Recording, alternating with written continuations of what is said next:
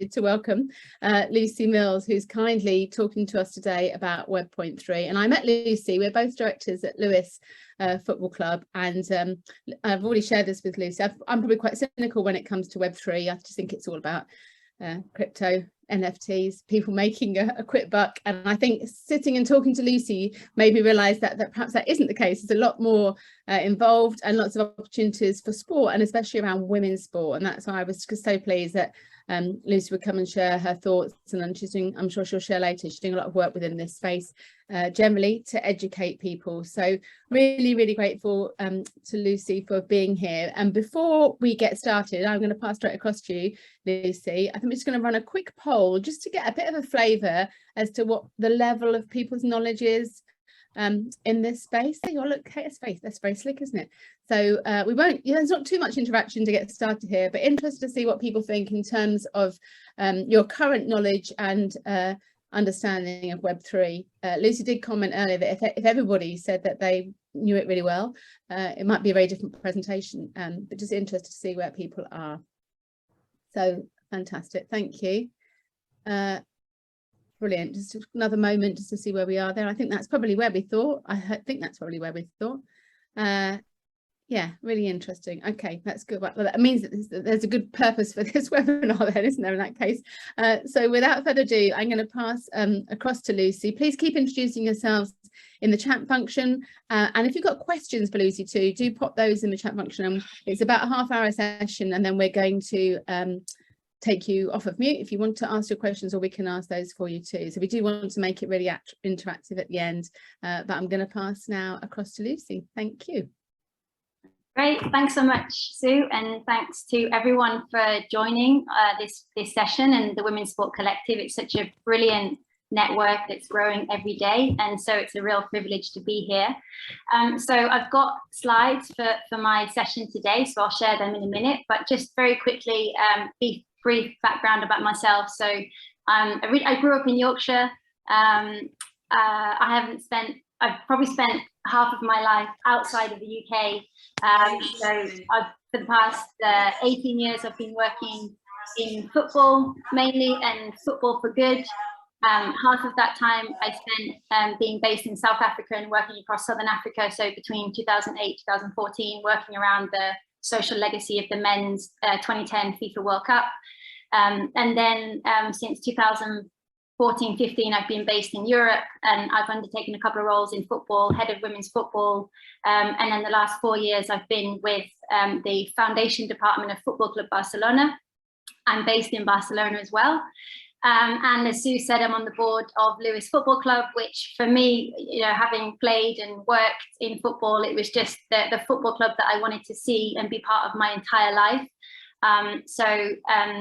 And actually, I'm entering into a new stage now, transitioning into being freelance, still doing some work with Football Club Barcelona and the foundation, but also now being able to dedicate much more time to this stuff that I'm about to do this session on. I'm really passionate about it. I think a bit like Sue was mentioning, I got in, some kind of what I would say crypto bros about 5 or 7 years ago when I was based at a professional football club in Denmark.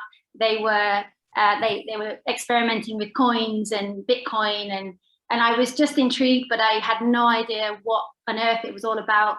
And it was only really in the past couple of years that I reconnected to crypto, and then that opened up my world to Web3, and I started to think about and see and really get excited by the potential of blockchain technology, particularly to maybe overcome some of the systemic challenges that face women's sport. And I mean, we've got less than an hour today, so my intention really is to give a little bit of a brief background about what is Web3, and I'm glad that 50% of you said you have no idea what it is. Great, that's why we're doing this session. I'll talk a little bit about how Web3 is intersecting in sport as well, and some of the ways that we're seeing this world of Web3 emerge in sport. And then I'll talk through some of the observations and considerations and questions that I've been having about is there something in Web3 that could really supercharge women's sport? And then, yeah, as Sue said, hopefully leave questions, time for questions at the end. And of course, if anyone doesn't understand, well, my accent or what I'm saying, feel free to, say in the chat or interrupt me. I'm hoping that, people can kind of talk you through this presentation in a way that's understandable and digestible. I think that you can see my screen now. So let's go. So just a little bit about what we're going to cover today, as I've already mentioned. So the first part of the session, I want to really talk about what is this concept of Web 3.0, right? So it's this buzzword. It seems to be everywhere. It seems to be a lot of hype and controversy, and it seems to be in the news, and everyone's talking about Web3, and it's really a new term that has entered our lexicon. And Web 3.0, or more simply Web3, this term denotes a new era of the internet that is upon us. And this era is a blockchain version or a blockchain vision of the internet. And so I believe, and many believe, that this version of the internet is changing and evolving at a very rapid pace and is set to disrupt the way that we live, work, exchange money, and own things, both in the real life and virtually. And so Web3 is an iteration of the internet, and the internet has gone through 2 previous iterations. And so what this slide denotes here is that the evolution of the internet since the early 90s. So the first iteration of the internet, Web 1.0, I think you'll all remember, like the dial-up, like the squeaky dial-up in the 90s. It's regarded as read-only, right? So web developers, coders were entering in information that you could then read on a screen, and that was pretty much it. Like static web page, things could be uploaded. You could maybe read a catalog online, and it was more of a gateway to finding information, right? Moving forward to the Web 2 era, which it's funny because we don't really call it the Web 2 era, but it's the era that we're in right now, right? So moving into the 2000s. So it's what is known as read and write. So developers putting information up on, and then we are able to enter information into the screen. So read and write. So this, of course, unlocked trillions of dollars of the global economy. It's an internet system that is characterized by these hugely centralized, massive conglomerates. So think about Google, YouTube, Facebook, Spotify, Amazon, Airbnb, where these huge platforms offer the opportunity for people to rent space on these platforms. And it also gave rise to a situation whereby these massive centralized platforms retain and hold a lot of the value and control, and a situation whereby the person, the creator, so that the person renting that space, and the end user, the customer, the person interacting in that transaction, receive very little value, right? So that's what when we talk about centralized platforms, that's pretty much what we mean, and it's kind of called the platform economy. It also gave rise to this phenomenon of like content creators and creators who are putting their stuff on these platforms, coming back with relatively small returns, right? So we can think about YouTube creators and how many millions of views and the kind of financial return that you might get for being a creator on YouTube. So moving forward into the third iteration of the internet, Web 3.0 or Web 3, which is probably going to be the dominant version of the internet in future. It's one that's described as read, write, and own. Okay, so we have all the functions and facilities of the previous iteration of the internet.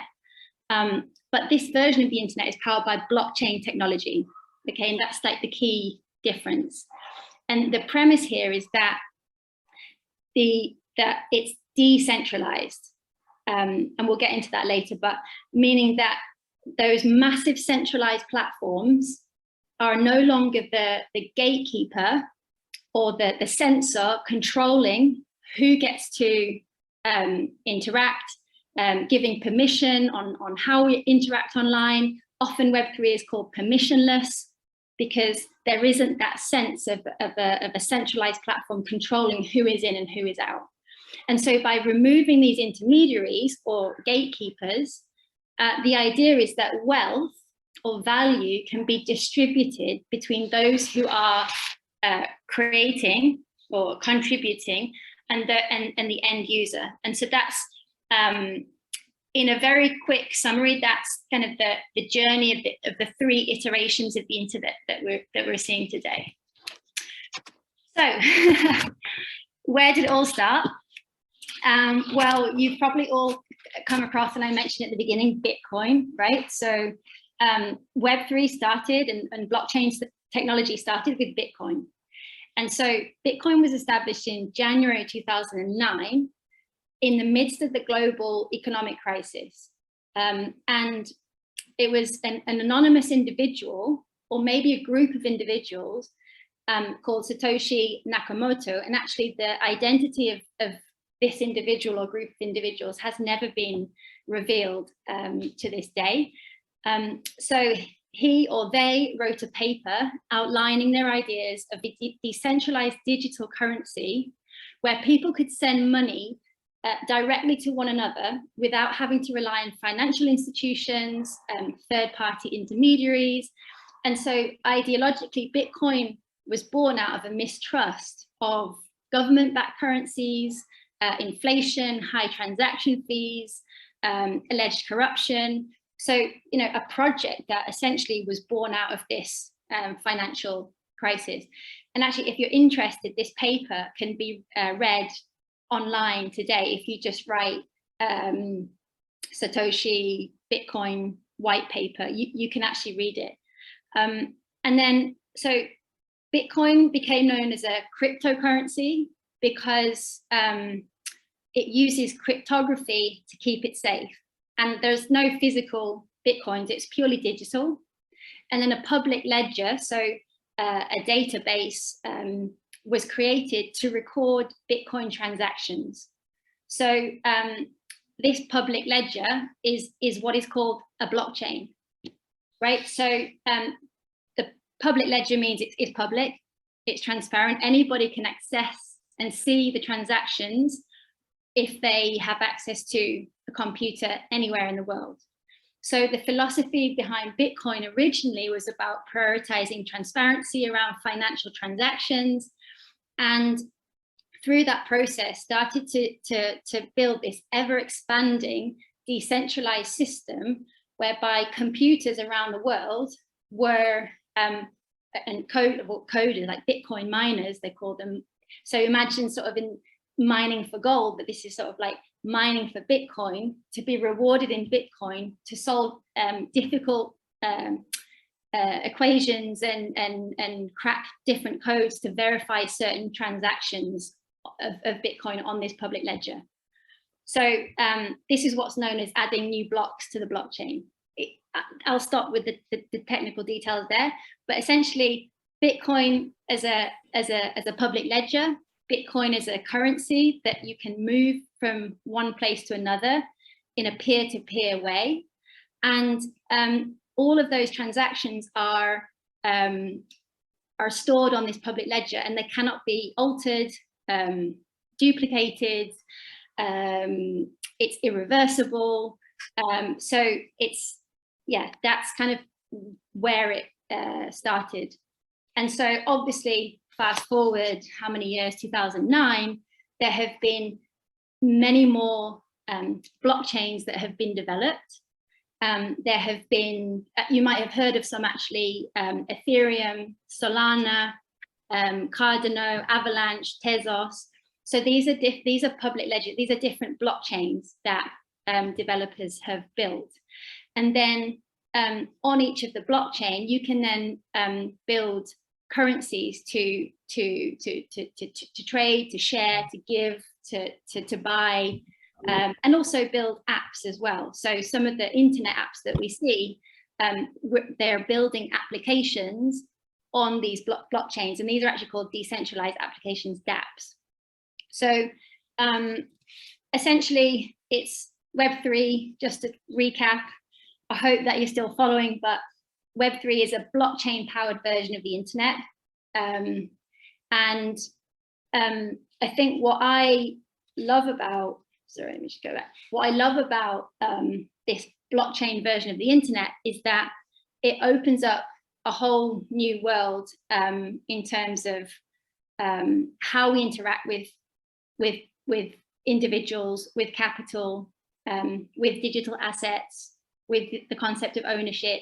And so these types of things have manifested into certain tools and concepts that we'll go through a few of them now. And I think also for me, it's really interesting as a sort of sociological perspective to understand that the kind of Web3 project, or the purists in Web3, are really standing against the current form of the internet. Some, not all, but rejection of big data, rejection of centralized tech companies, and really having decentralization as this key tenet for the Web3 project. So I think regardless of whether that there are so many different areas of Web3, which we'll come on to in a minute, but it's not simply, as Sue was saying at the beginning, gambling with a currency that's not regulated, right? Because I think for me, why my mind has been opened and I'm very curious about this stuff is that we really are enabled to question the modern financial systems and the modern organizational and governmental systems that are in place today. So I'm just going to go through so cryptocurrencies, NFTs, metaverse, and DAOs. These are sort of like 4 main concepts that you will see within the Web3 space. So as I said, cryptocurrencies. So if you think about the philosophy of money and the different iterations of money that we've had over the decades, centuries, of how people have bought and sold and traded and given, and the different types of currency. So obviously we, in the current financial system, we have the fiat, government-backed, the euros, the dollars, and so on, whereas cryptocurrencies are a form of money written and exchanged on blockchains. So it's interesting to note that there are actually hundreds, if not thousands, of cryptocurrencies powered by different types of blockchains. So, it's Bitcoin is still the biggest cryptocurrency in terms of number of holders, in terms of number of transactions. The second biggest cryptocurrency is Ethereum, which is a currency on the Ethereum blockchain. So cryptocurrencies are digital, they're virtual, they have the word crypto because they are encrypted, and there's a coding and encryption process to verify these transactions on a decentralized public ledger. So in other words, they're impossible to counterfeit and hack and double spend and so on, and they're recorded on this public ledger.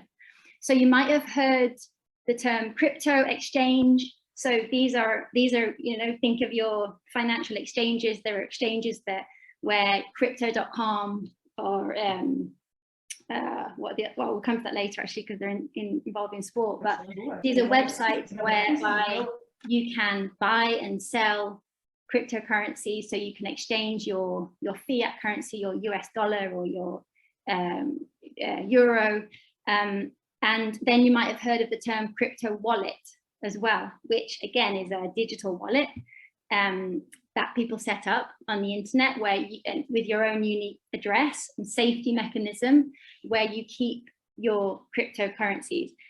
I think the biggest shift for, or the shift in mindset here, right, is that when you're buying cryptocurrencies, and actually the kind of purest thinking in Web3 is that you don't have banks and institutions necessarily looking after your accounts, which we're very used to and we're happy with, right? Generally, sometimes. So this is you as an individual taking full control over your account. And I think that's kind of ideological and debatable thing right now, is to what extent do we want to be autonomous over our own assets. The next concept, NFTs. I'm sure most of you have heard NFTs, and kind of an annoying word. Obviously, yeah, non-fungible token means that it has unique properties, so it cannot be interchanged with anything else. A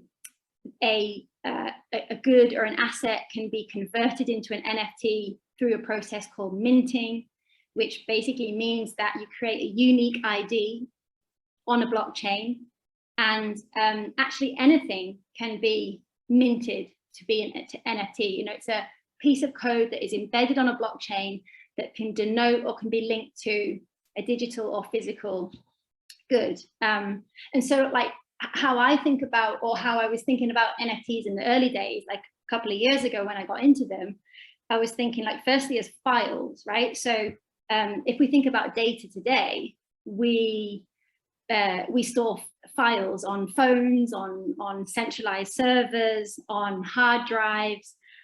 So we can think about NFTs as a file stored on a blockchain, like a very simplistic way, right? And then secondly, for me, the most powerful and exciting part of NFTs is that for the first time ever, they open up the possibility for ownership. So up until now, in the kind of current internet system we've got, we can rent space on centralized platforms like Patreon or Airbnb, right? Whereas the NFT model is owning digital property. So the NFT constitutes a certificate of ownership for something, and there are so many use cases of NFTs. Think university certificates, think marathon race times and medals, think ages in player transfers. So there are things that can verify certain things, information can be verified, and it can be stored in a unique way and can have ownership. And I think NFTs are kind of, people are like, yeah, but why would you buy an image or a GIF or an artwork? And I guess there's a few different things, but the way that I think about it is, like, value of that asset is always subjective, right? Take art collectors or merchandise. I don't know how many football shirts from different countries and I have all over the world, and maybe I want to create, have them in a digital form. So some of the facets of NFTs, of course, that they're unique because of the unique nature of them, which can make it appealing to collectors. They're transparent because they're stored on a public ledger, on a blockchain. They can't be forged, they can't be tampered with, they can't be hacked. That's quite powerful. Unchangeable, downloadable if you want to put it into your gallery or print something out. They can be lucrative, and we've heard these crazy rags to riches stories about some ridiculous NFTs going for however many millions. Accumulation of all of these different facets. And I think, as well as, like, in the current era, there's a social capital component, right? That increasingly we're seeing NFTs as, like, profile pictures, as a reflection of our identities in the digital space, and we're going to see that more and more and more. The third concept within the Web3 space, metaverse. again, you're all working across different sports. It's really hard not to have heard this word, but you know, there's lots of different definitions, and there have been kind of early iterations, and clubs are building their metaverse teams and thinking about immersive experiences. And so, you know, generally there's a kind of regarded definition that it's a rich virtual space where people will spend time, they will shop, they will play, they will socialize, connect, work, invest in you know, activity in the digital space. And there's some interesting projects right now. There's, you know, there's not just one metaverse. Obviously, we're thinking about, there's lots of different metaverse projects out there. Some will thrive, some will not. Sandbox is an interesting metaverse for you to take a look at. So it's powered by the Ethereum blockchain. There's over 2 million users. It's an ecosystem that's user generated. So it means that Sandbox offers certain products for users to create their own avatars, to create their own environments, to buy virtual land, to trade. And it's kind of, there's, you know, there's a gaming element. And then interestingly, the currency that is used in this metaverse is called Sand. So they have their own currency. And this is also something that's popular in different Web3 projects, right? Of like having your own token, having your own currency, being rewarded for certain transactions or actions within the metaverse. So yeah, check out Sandbox as a sort of successful and interesting case. I think also, well, we'll come on to that when we talk about sport actually, but yeah, just worth knowing that there are many metaverse projects out there. And then the final concept that I want to talk about generally within the Web3 space is a decentralized autonomous organization. Again, for me, a very interesting, intriguing, exciting concept. So it's it's a company structure that isn't tied to a physical location. So it's not, you know, a limited company registered in a particular jurisdiction. So legally, there are some questions around that, but they do exist, and there are thousands of DAOs that exist, collectives of individuals who typically enter the DAO with, you know, kind of become a member by staking, buying tokens, or buying into it as a sort of shareholder, if you like. And the interesting thing about DAOs is that the rules and the norms and how people interact and all of the constitution and regulations are all coded on blockchain and are automated. So I have a friend here actually in Barcelona who works for a DAO. She's a web designer. And so there's, you know, maybe there's 200 web designers in their company. They offer a product to businesses. They are rewarded to undertake different jobs. And it's all coded and tracked on a blockchain. So just different ways of organizing people around capital in a borderless modern world, which, you know, there might not be a CEO, it might be kind of flat hierarchy, but DAOs can really take quite different shapes depending on the group that comes together and votes on decisions and encodes different rules into the organizational setup. Yeah, so that, I think, yeah, I could say more about DAOs, but I think really just the takeaway here is that there's new organizational building thanks to blockchain technology that I think has and is actually is changing the economic, social, cultural landscape of how we act with each other, interact with each other. And we're going to see many more DAOs pop up in the coming months and years, for sure. So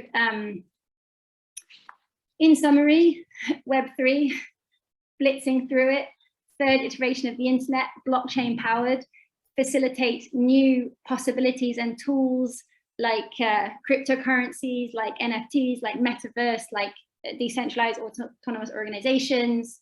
There's a philosophical thought about questioning and challenging the existing infrastructure that we have in society, and an opening up of new ways of doing things.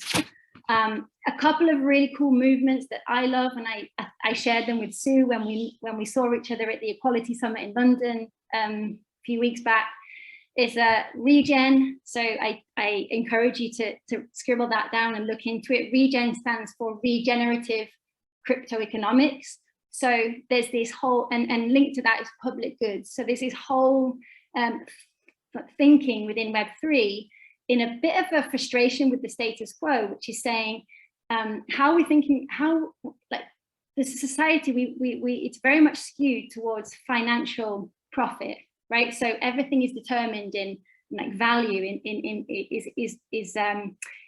looked at in a financial way. So how can we create new organizational structures, new potentially currencies or ways of moving value so that we can invest in public goods like the oceans, like nature, like public goods are things that are free and accessible for everybody, and can start thinking about society in a more regenerative way. So moving on, there's a lot in Web3, of course, but some of the ways that we're seeing Web3 intersect with sport today, and we're seeing, my teammates and I already, we talk about this in 4 main ways. So innovation of existing products and services, unlocking new revenue for athletes, clubs and leagues. Number 3, like fan engagement and building audiences and communities. And then 4, owning sports clubs and ventures, and that's where DAOs obviously come in. So there's, to the first point, right, innovating existing products and goods. So we're seeing some of the early collectors, games, player cards from 100 years ago being updated and innovated and turned digital. So yeah, I mean, here we've got a nice picture of the Japanese baseball cards from back in the day and new iterations of such games. Secondly, so there's a lot of revenue that's being unlocked, questionable as well, which I think maybe we can save for another talk, but we're seeing athletes for the very first time being able to monetize their own intellectual property through digital assets. Interested, there's quite a few different projects. Naomi Osaka, Michael Jordan. There's athletes having their digital asset and intellectual property being written into contracts now. There are many sports clubs, leagues, federations that are dropping their own version of digital assets. So International Chess Federation, Team GB, World Wrestling Entertainment, LA Dodgers, baseball, Liverpool, to name a few. I know that maybe some of you on the call have maybe dabbled, maybe bought one, going through that experiences of having that different connection relationship to a club or a league or federation.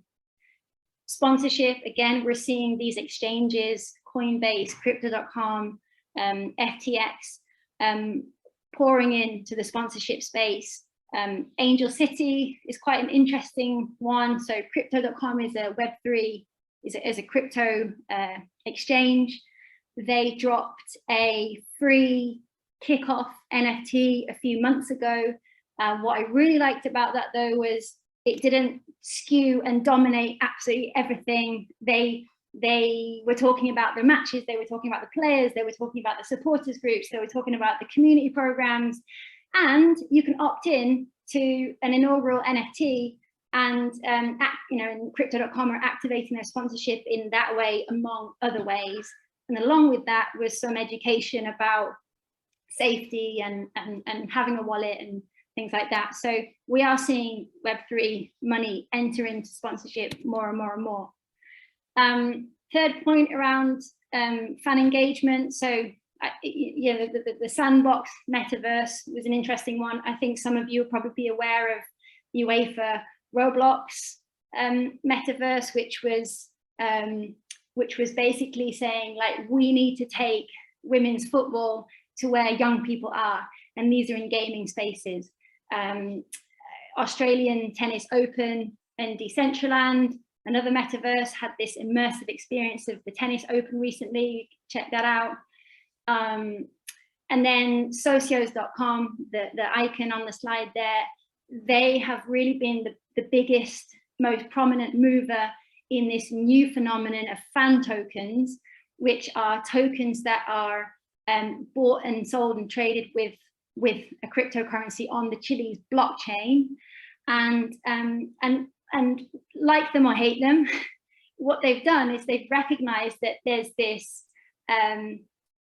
you know, you've got your club, your immediate community, your stadium, and then you have like the 100 million or, you know, 50,000, however, fans globally who are liking in a kind of one directional way on social media. And so they've created this very interesting layer around bringing fans closer to clubs and you know, having different perks and, you know, a bit like a membership club, but you own that, you know, so then you can sell it, or then you can put it in your gallery, or then you can yeah, trade it and so on. So that's quite an interesting project as well, and they're growing their Chili's blockchain ecosystem more and more and more. Another one that I find quite interesting actually here is NFTs as proof of attendance at games. So think about like epic sports moments, or, you know, the women's final at Wembley in end of July. It was just like mind-blowing. And there are NFTs that are being created by sports properties that are saying, we'll document that for you, and that will live on the blockchain forever, and that's yours, and it's you know, your unique memory of this proof of moment, which is quite cool. And then I guess the final thing to say about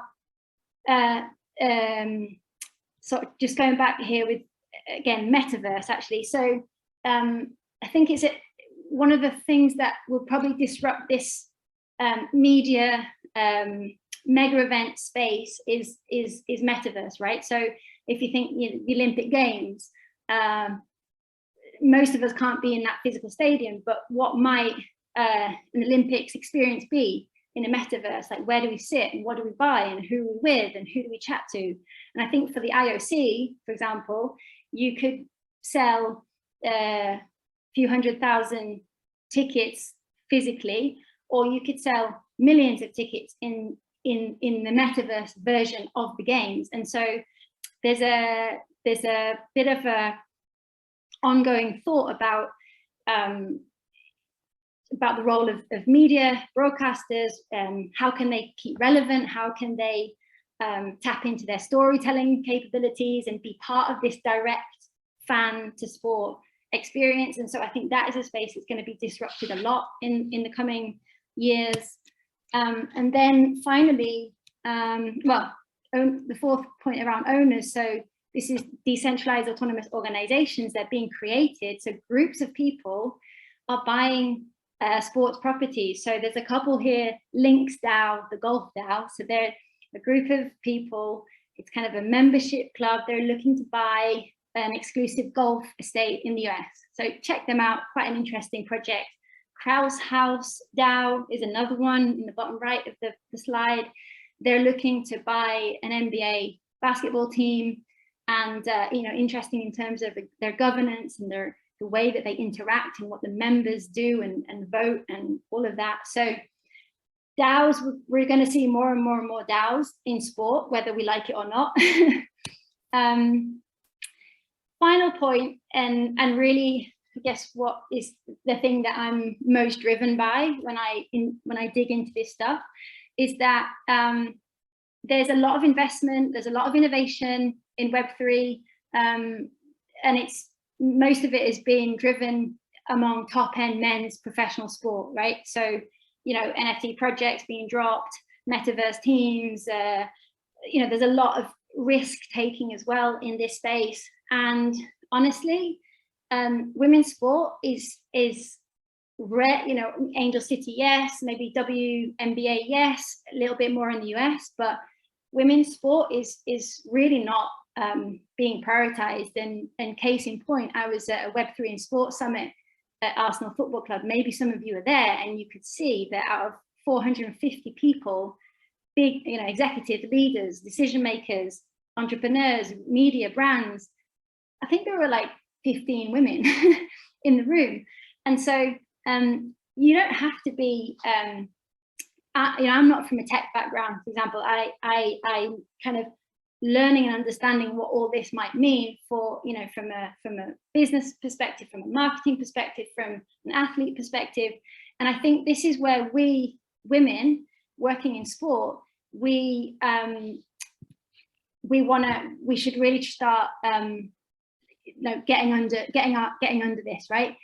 And it's kind of ironic because as I put here in the slide, Web3 and these blockchain technologies are just another you know, technological innovation, right? And so I kind of, in our project, we talk about Web3 as innovation, and women's sport is, you know, innovation is basically what has driven this our different sports, right? Through being creative and being resourceful and doing 5 people's jobs at once and innovating and all the time. So and some of the tenets that I talked about at the beginning about decentralization, about distributed shared value, community, overcoming these rigid centralized platforms and institutions and gatekeepers. So these are very much in the DNA of our struggle that we are always having to think about and overcome. So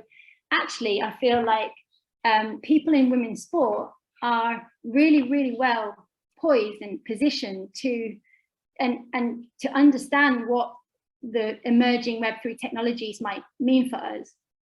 And so when I think about the persisting challenges today, you know, systemically being left on the sidelines, you know, continuously being undervalued and underinvested and underrespected in certain areas of the world more than others. Power and influence is not always in the right hands, right? We're not making decisions often with women's sport front and center.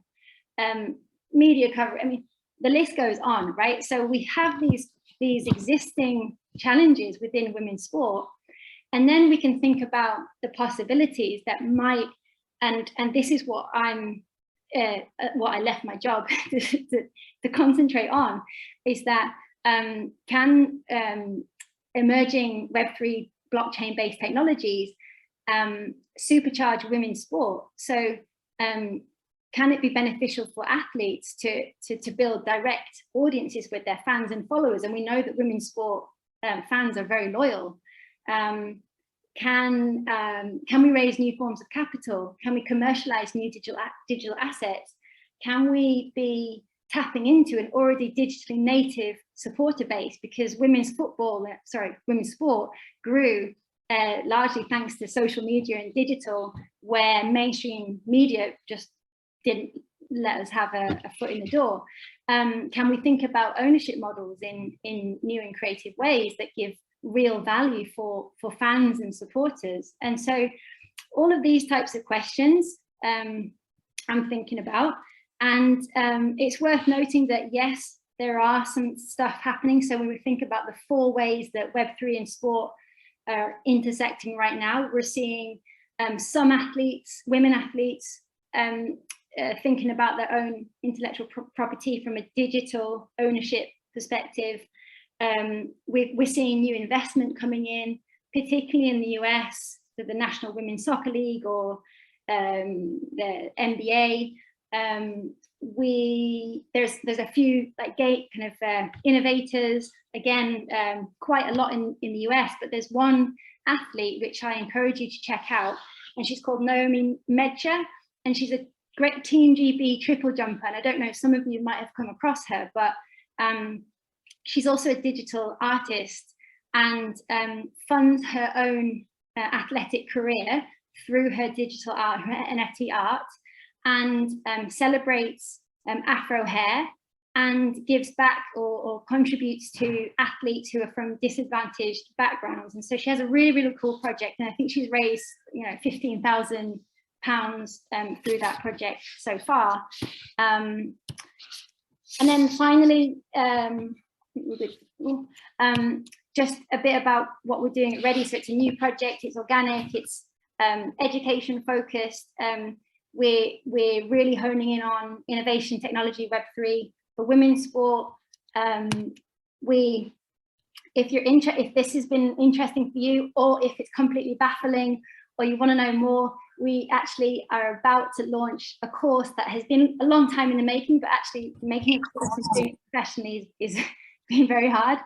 And then we've been doing workshops and events and really, getting more people in women's sport and thinking about the next iteration of the internet. And here are the social channels.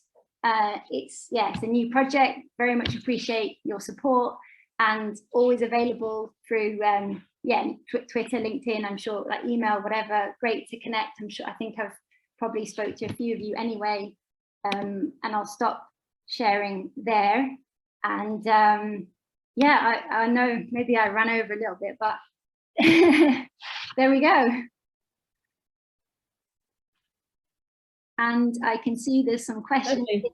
Yeah, I'll unmute myself there. Thank you so much, Liz. I was just going to put Naomi's Instagram into, I was double marking there, going to put her details into the chat if people wanted to find out more about her too. But thank you so much. I know I've definitely learned a lot more than I knew before already. I think every time I learn more, every time I hear you speak about it.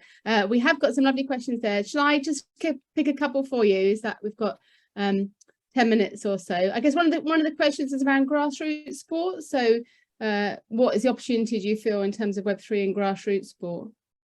Yeah, so there's I've came across a project recently that so if you think about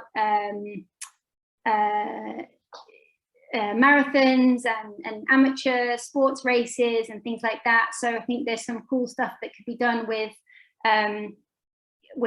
like the old-fashioned medals and like the park runs and these types of like community-based sports. I think there's a big opportunity to disrupt in terms of providing digital assets and formats and certificates and medals that are also maybe also linked to experiences that are backed by and might provide a way to then bring in revenue through different brands that can then see, okay, we're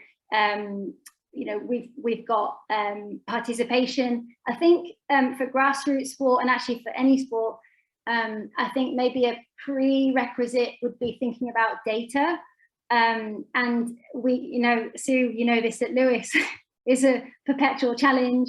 We have an ownership base of I think 2,500 owners around the world, and we still don't know enough about our owners and where they are and their likes and so on. So I think even before for grassroots sports, because we know that they're under-resourced and less likely to attract big investment, I think that understanding or getting ahead in terms of data and knowing who our community is and who the participants are, I think that could be one way to set ourselves up for success if we then want to experiment with something, a digital asset or a proof of attendance or moment, or even just to improve our systems through blockchain.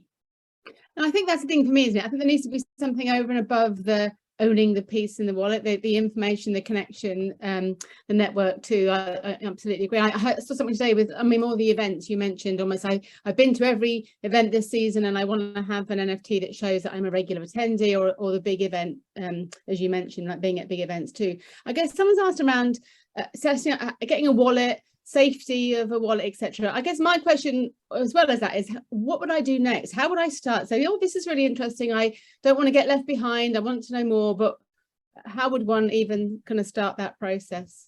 Yeah, and I would say it's the experience right now is clunky in Web3. It's not intuitive. It's not easy. It's not PayPal, simple.